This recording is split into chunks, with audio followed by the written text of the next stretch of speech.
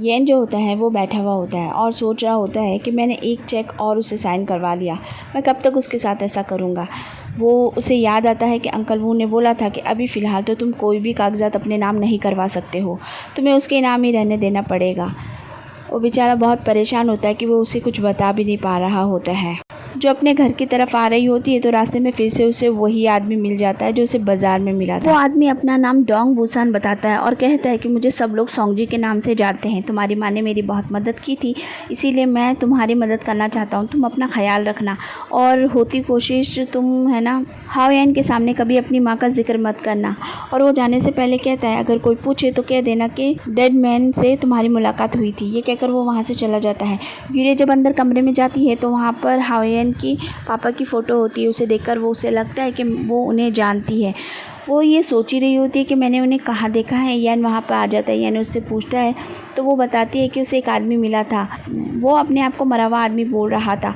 ये सुनते ही यान जो है डोंग बुसान का नाम बोल देता है और वो बोलता है कि कोई बात नहीं, उन्होंने मेरी पापा की जान बचाई थी, इसीलिए मैं उन्हें जानता हूँ। और पापा की मौत के बाद वो यहाँ से चले गए। ये सुनकर यूरे बोलती है अच्छा ठीक है, ये बात है क्या। सीन यहीं पे कट हो जाता है। अगले सीन में दिखाते हैं कि येन जो है जंगल में जाकर उन्हें धमकी देता है कि उनको ऐसा नहीं करना चाहिए और ना वो यूरिक से मिलेंगे और उन्हें कुछ भी नहीं बताएंगे और वो उन्हें वहाँ से जाने की सलाह भी दे देता है। सोंगजी जो है अच्छे से बात करता है येन से और बोलता है कि आपने तो मुझे सब कुछ दिया है और वो उन्हें झुककर सलाम करता है और बोलता है कि मैं यहाँ से चला जाऊँगा। सीन यहीं पे कट हो जाता है। अगले सीन में हमें दिखाते हैं आज इनकी माँ का दिन होता है, इसलिए ये लोग सारे प्रार्थना कर रहे होते हैं। युमान जो है येन की शिकायतें करे जा रही होती है। येन बोलता है कि माँ थक गई होगी तो तुम इतनी शिकायतें भी मत करो और इतनी सारी बातें भी मत करो। ये सुनकर वो कहती हाँ ठीक है। सीन यहीं पे कट हो जाता है। आगे हमें दिखा युमान जो होती है वो बैंक में जाती है और उसे वहाँ पता चलता है यहाँ की मालकिन के साइन के बगैर कोई भी पैसे नहीं निकाल सकता है। ये इस बात सुनकर वो बहुत चौंक जाती है और वो घर पर आ जाती है। आगे हमें दिखाते हैं कि येन जो है यूरे को लेकर किचन में जाता है और उसे बता रहा होता है कि एग फ्राई कैसे बनाते हैं। उसे खुद तो कुछ पकाना आता नहीं है। वो अंडे को फोड़कर उसी में डाल देता है छिलका और उछलकर पीछे चला जाता है। ये देखकर यूरे बहुत हंस रही होती है। उसे समझ में नहीं आता है तो वो पानी लेकर आग में डाल देता है, जिसकी वजह से आग भड़क जाती है। यूरे उसकी जान बचाने के लिए उसे पीछे सरका लेती है। वो उसके बहुत करीब आ जाता है और बोलता है कि तुम ठीक तो हो ना। तभी जिंजू वहाँ पर आकर बोलता है क्या करे, यहाँ क्या चल रहा है, यहाँ इतना धुआं क्यों है। तो वो कहता है कुछ नहीं, यहाँ थोड़ी सी आग लग गई थी। सीन यहीं पे कट हो जाता है। आगे हमें दिखाते हैं येन जब घर पर आता है तो युमान जो होती है वो उस पर चिल्लाती है और बोलती है कि तुम्हारी हिम्मत कैसे हुई, ये सब क्या है, यूरे के साइन के बगैर हम पैसे नहीं निकाल सकते, ये सब क्या चल रहा है। ज़रूर उसके घर वालों ने उसे ये सब सिखाया होगा। येन बोलता है कि ये सब मेरा आइडिया था और मैंने ही उसे ये पोजीशन दी है, उसके साइन के बगैर कोई पैसे नहीं निकाल सकते हैं, तुम उसकी एबिलिटी पे शक मत करो। यमान बोलती है कि तुम उसका मुकाबला अपनी माँ से करवा रहे हो। तो वो बोलता है ऐसा कुछ भी नहीं है, तुम गलत समझ रही हो। वो बोलता है कि अगर तुम्हें कोई भी पैसे चाहिए होंगे तो तुम मुझसे कह देना। उसको बहुत ज़्यादा गुस्सा आ जाता है और वो चिल्ला रही होती है येन पे। येन नहीं सुनता और वहाँ से चला जाता है। आगे हम पता चलता है कि यूरे की फैमिली आई हुई है। योमान जो है जानबूझकर उनकी बहुत ही इंसल्ट कर देती है। ये सारी बातें यूरे सुन लेती है, उसे बिल्कुल भी अच्छा नहीं लग रहा होता है। येन जो है बात को आकर संभालता है और यूरे को बाहर ले जाता है और कहता है कि मैं हूँ ना तुम्हारे साथ, तुम्हारी फैमिली मेरी फैमिली है, तो तुम फिक्र मत करो, मैं सब ठीक कर दूँगा। और वो उसके बहुत ज़्यादा करीब आ रहा होता है तो वो कहती है यहाँ इतने सारे लोग हैं। तो सारी खड़ी हुई लड़की अपनी आँखें बंद कर लेती है और वो फिर उसके करीब आने लगती। वो उसके बहुत ज़्यादा करीब आ जाता है और उंगली से उसके सर पे मारते हुए कहता है बेवकूफ़ लड़की, मैं कुछ नहीं कर रहा था। और ये कहकर वो वहाँ से चला जाता है। दूसरी तरफ हमें राजकुमार येन दिखाया जाता है जिनको पता चलता है कि उनकी माँ की मौत जहर देने की वजह से हुई थी, इसलिए वो पता लगाना चाह रहा था कि उसकी माँ की मौत आखिर हुई कैसे है और कहाँ से वो खाना आया था जिसकी वजह से उनकी माँ की मौत हुई है। ये बात राजकुमारी को पता थी, इसलिए वो उसे पूछता है लेकिन वो नहीं बताती है क्योंकि महारानी ने उसे मना किया हुआ होता है। रात के वक्त फेंगनिन से बोलता है कि तुम जाकर इस बात का पता लगाओ कि आखिर बात क्या है। दूसरे दिन वो फिर राजकुमारी के पास आ जाता है और वो बोलता है कि तुम मुझे बताओ कि आखिर बात क्या है, वो कौन है। और वो बोलता है कि अगर मैंने ये पता नहीं लगाया तो मैं कभी पूरी ज़िंदगी अपने आप को माफ़ नहीं कर पाऊँगा कि मैं अपनी माँ के लिए कुछ कर ही नहीं सका। उसकी ऐसी बातें सुनकर राजकुमारी का दिल पिघल जाता है और वो बोलती है ठीक है, मैं तुम्हें बताना चाहती हूँ मगर महारानी को इस बारे में कुछ पता नहीं चलना चाहिए। और वो बताती है कि यू वांगसी नाम की एक शेफ़ थी जो यहाँ पर आई थी और उन्होंने खाना बनाया था, लेकिन बाद में पता चला, पहले इल्ज़ाम उन्हीं के ऊपर आया था, लेकिन बाद में पता चला कि उन्होंने ऐसा नहीं किया, उनके ऊपर भी कोई और है, इसलिए मैं ज़्यादा नहीं जानती हूँ। तो अब आपको ही पता लगाना पड़ेगा। ये सीन यहीं पे कट हो जाता है। अगले सीन में दिखाते हैं कि सारे लोग बाहर खड़े हुए इंतज़ार कर रहे होते हैं, क्योंकि आज नया हेड शेफ़ आने वाला होता है, क्योंकि हर 2 साल से हेड शेफ़ चेंज कर दिए जाते हैं। ये इम्पीरियल कोड की वजह से होता है, ताकि सेफ्टी का ध्यान रख सके, ताकि कोई भी किसी को नुकसान ना पहुंचा सके। येन और यूरे भी बाहर खड़े हुए होते हैं। बग्गी वहाँ पर आ जाती है, लेकिन कोई उसमें से उतर ही नहीं रहा होता है। सब सोच में पड़ जाते हैं कि आखिर कौन है जो उतर क्यों नहीं रहा है।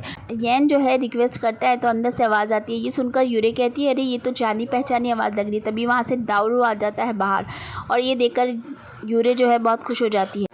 डावरों के आने की वजह से यूरे बहुत ही ज़्यादा खुश होती है। येन भी खुश होने का नाटक करता है, लेकिन वो बाहर से खुश तो होता है, लेकिन अंदर से उसे बहुत जलन हो रही होती है कि ये वापस क्यों आ गया। दारू बोलता है कि आपको तो बहुत ज़्यादा काम होगा, तो आप तो मेरे साथ नहीं घूम सकते ना हर जगह, तो क्या मैं यूरे को लेके जाऊँ? येन बोलता है कि उसकी मर्ज़ी। वो बोलती है कि हाँ मैं चलूँगी, और इस तरह वो यूरे को लेके वहाँ से चला जाता है। अगले सीन में दिखाते हैं कि दावरों के लिए यूरे ने नूडल्स बनाए होते हैं। उन्हें देखकर वो बोलता है कि मैंने इन्हें बहुत ही ज़्यादा मिस किया, और वो उनकी खुशबू सूंघता है और उन्हें खाने लगता है। वो बोलता है कि तुम्हारा पति आखिर कैसा है तुम्हारे साथ, वो ठीक तो है ना? यूरे बोलती है कि वो बाहर से तो बहुत सख्त लगता है, लेकिन वो बहुत ही ज़्यादा बच्चों की तरह है और बहुत ही क्यूट है, और गुस्से में तो वो और भी ज़्यादा क्यूट लगता है। ये बात सुनकर वो थोड़ा मुंह बनाता है। यूरे कहती है कि मैं तो येन के साथ में यहाँ पर आने वाली थी, लेकिन तुम बीच में आ गए और मुझे यहाँ लेकर आ गए और अपने लिए नूडल्स भी बनवाए। वो उसे पूछती है कि इतना अच्छा जॉब वहाँ का छोड़कर तुम यहाँ वापस क्यों आ गए। दारू बोलता है कि मैं तुम्हारे लिए वापस आया हूँ। ये सुनकर वो थोड़ी चुप होती है, तो वो बोलता है कि अरे तुम्हारे हाथों के बने हुए नूडल खाने के लिए, और क्या, मैं तुम्हें बहुत मिस कर रहा था, बस इसीलिए आ गया। दारू उसे बताता है कि मैंने वहाँ पर उस डॉक्टर को भी ढूंढा, लेकिन मुझे तो वो कहीं भी नहीं मिला। मैंने बहुत जगह तलाश की, जब मुझे लगा कि वो है ही नहीं, तो फिर मैं तो यहाँ पर आ गया। दारू जो है यूरे को बताता है कि मैं जब इम्पीरियल कोर्ट में काम कर रहा था, तो मुझे एक रजिस्टर मिला था जिस पर हुजो आइलैंड का नाम लिखा हुआ था। जब मैंने उस रजिस्टर में देखा, तो मुझे पता चला कि जब मैंने उस रजिस्टर को खोलकर देखा, तो उसमें हाओ जेशान और यून का नाम लिखा हुआ था, लेकिन यून के नाम को लाल रंग के पेन से मिटाया गया था, जैसे कि उन्होंने कोई जुर्म किया हो। इसलिए मुझे समझ में नहीं आ रहा आखिर ये सब क्या चल रहा है। ये सुनकर यूरे भी बोलती है कि मुझे नहीं मालूम, जब माँ की शादी हुई थी, माँ ने उसके बाद में ही खाना बनाना शुरू किया था, हो सकता है वो उनके सीनियर रहे हों। ये बात सुनकर वो लोग दोनों ही थोड़ा सोच में पड़ जाते हैं। आगे हमें दिखाया जाता है कि राजकुमार भी इस मामले की जांच कर रहा होता है। यूफेन जो होता है वो उसे बताता है हाओ जिशान और यू वेंगची साथ में ही यहाँ पर काम करने के लिए आए थे। हाओ जिशान जो था वो बहुत ही नरम दिल का इंसान था, उसे राजकुमारों के खाने की जिम्मेदारी दी गई थी। उसकी शादी यू वेंगची से होने वाली थी, इसलिए वो उस दिन जिस दिन वो हादसा हुआ था वहाँ पर था ही नहीं। वो तो अपनी शादी की खरीदारी करने के लिए शहर गया हुआ था और पूरी रात वो बाहर ही था, वो तो दूसरे दिन आया था। ये सारी बातें सुनने के बाद राजकुमार सोचता है कि मान हुआ ने हाओ जिशान का नाम क्यों लिया, उसने यू वांगसी को तो निर्दोष बताया था। ये सोचकर राजकुमार कहता है कि इस मामले को मुझे ही सॉल्व करना पड़ेगा, अब मैं ही पता लगाऊंगा आखिर माजरा क्या है, मुझे वहां जाना ही पड़ेगा। सीन यहीं पे कट हो जाता है। दारू जो है यूरे से कहता है कि मुझे समझ में नहीं आ रहा है कि उसके पिता की मौत के बाद ही तो वो तुम्हारे पीछे आया था ना, उससे पहले तो वो तुम्हें कभी नहीं पूछता था। ये सुनने के बाद यूरे को भी लगता है शायद हो सकता है कुछ गड़बड़ बात हो। दारू जो है यूरे से कहता है कि तुम इस कंपटीशन में भाग ले लो और यहाँ पर आ जाओ, तो हम मिलकर ही पता लगा लेंगे। ये सुनकर वो भी मान जाती है। सीन यहीं पे कट हो जाता है। आगे हमें दिखाते हैं कि हाओयान जो होता है बहुत ही ज़्यादा तेज़ी के साथ कमरे में इधर उधर घूम रहा होता है। जिंजू से जाकर पूछता है कि क्या हो गया, तो उसे बहुत गुस्सा आ रहा होता है। वो कहता है कि वो शादीशुदा है, वो मेरी पत्नी है, उसके बावजूद वो किसी और के साथ इतनी देर से बाहर है, अभी तक वो लौट के नहीं आई है। जिंजू बोलता है क्या मैं देख आऊँ क्या? वो बोलता है हाँ देख लो, और अगर वो आ गई हो तो उसे कह देना कि मैं लाइब्रेरी में हूँ और वो वहीं पे आ जाए। ये कहकर वो लाइब्रेरी की तरफ चला जाता है। जिंजू जो है वो बाहर निकलता है, तभी वहाँ पर यूरे आ जाती है। वो उनके पीछे पीछे जाता है और कहता है कि मैडम। जिंजू जो है घड़ी घड़ी मैडम मैडम बोल रहा होता है, लेकिन मैडम सुन नहीं रही होती है, इसलिए वो आखिरकार चला जाता है वापस आइलैंड मास्टर के पास में और उनको जाके बोलता है कि वो आ तो गई हैं लेकिन वो किसी की सुन नहीं रही हैं। ये सुनते ही वो फ़ौरन वहाँ से उठता है और रवाना हो जाता है उसके पास में। वो जाकर बैठ जाता है यूरे के सामने और एकदम गुस्से में मुंह बनाए हुए होता है। यूरे उसे देखकर फिर से मनाना शुरू कर देती है। वो बहुत कोशिश करती है, कभी उसके सामने हंसती है, कभी मुँह बनाती है। वो उसके करीब चली जाती है और बहुत ही प्यार से उसे मना रही होती है, लेकिन वो मान नहीं रहा होता है। सामने चॉकलेट्स पड़ी होती, वो चॉकलेट को उठाती है और अपने मुंह में लेती है और बोलती है कि जब मैं गुस्से में होती हूँ तो मैं हमेशा चॉकलेट खा लेती हूँ, इससे मुझे काफ़ी अच्छा लगता है, इसकी वजह से काफ़ी शांत महसूस होता है और मैं हमेशा खुश रहती हूँ, इसलिए शायद ये असर करे तुम पर। और ये कहकर वो उसे किस कर लेती है। वो हटती है और बोलती है कि मुझे बहुत शर्म आ रही है और उसे पूछती है क्या अब आपका मूड ठीक हो गया है।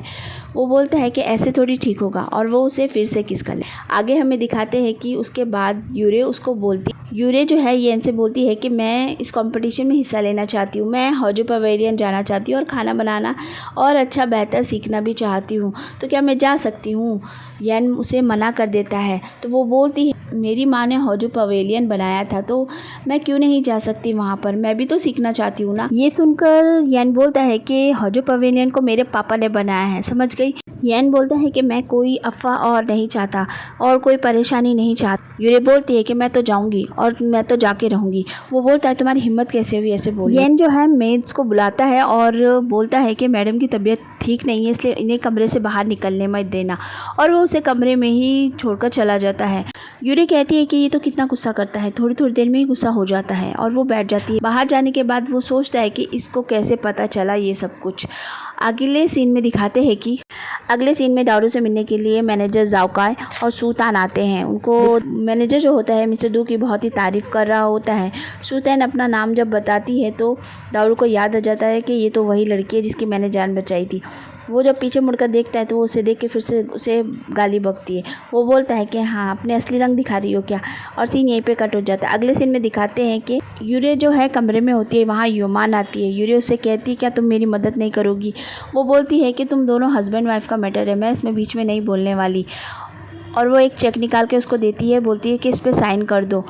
योमान कहती है कि तुमने मेरे भाई को पता नहीं क्या बोला ताकि उसने तुम्हें इतनी बड़ी जिम्मेदारी दे दी, मुझे तो समझ में ही नहीं आ रहा है। ये सुनकर यूरे को याद आ जाता है कि येन ने उसे बोला था कि अब पैसे का लेन देन का जो भी कागज़ होगा वो तुम ही साइन करोगी, तभी कोई भी पैसे निकाल सकता है।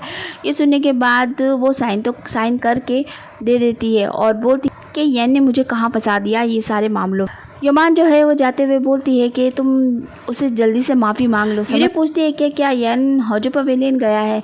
योमान बोलती है कि हाँ आज वहाँ पर आखिरी दिन है सिलेक्शन का, इसलिए वो वहीं पर गया हुआ है। ये सुनने के बाद ये कहकर योमान वहाँ से चली जाती है। अब यूरे जो होती है वो फ़ौरन आइडिया लगाती है और नौकरों के कपड़े पहनकर वहाँ से निकल जाती है। वो सीधा पहुँच जाती है वहाँ सिलेक्शन वाली जगह पर।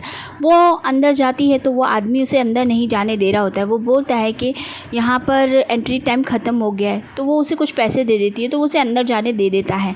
अंदर जाने के बाद वो अपने नाम की पर्ची लगाने वाली होती है, लेकिन वो सोचती है कि अगर मैंने अपना सही नाम बताया तो सबको पता चल जाएगा कि मैं यहाँ की मालकिन हूँ। इस वजह से वो दूसरा नाम लिखकर वहाँ पर लगा देती है। अब यहाँ पर फर्स्ट राउंड शुरू होते हैं।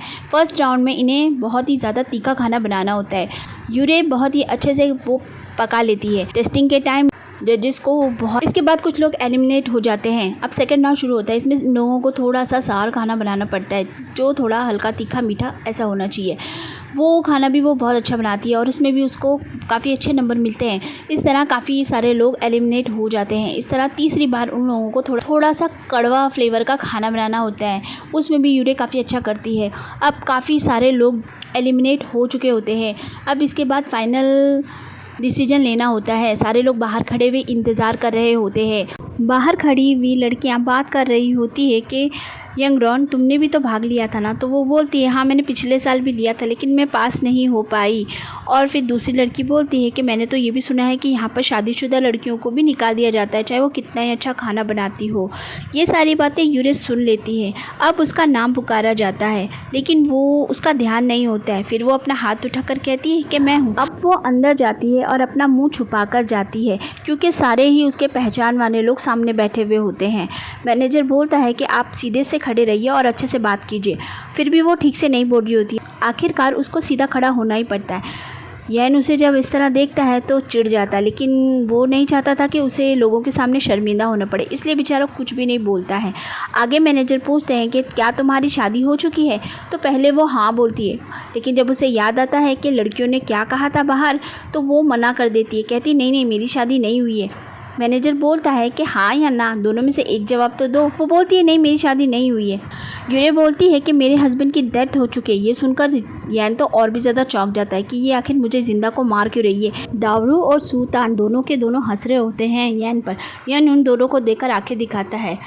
आगे दावरू बोलता है कि कोई बात नहीं, तुमने जो कहा ठीक है। दावरू जो होता है उसका सपोर्ट करता है। सुल्तान बोलती है कि नहीं, जो लड़की ठीक से बोल नहीं पाती हम उसे नहीं लेंगे। तो दावरू बोलता है कि ये क्या बात हुई, जो इंसान बोल नहीं सकता क्या वो कुकिंग में अच्छा नहीं हो सकता? वो बहुत अच्छी शेफ़ है, उसकी डिश बहुत ही टेस्टी थी, तो तुम उसे इस तरह नहीं निकाल सकती हो।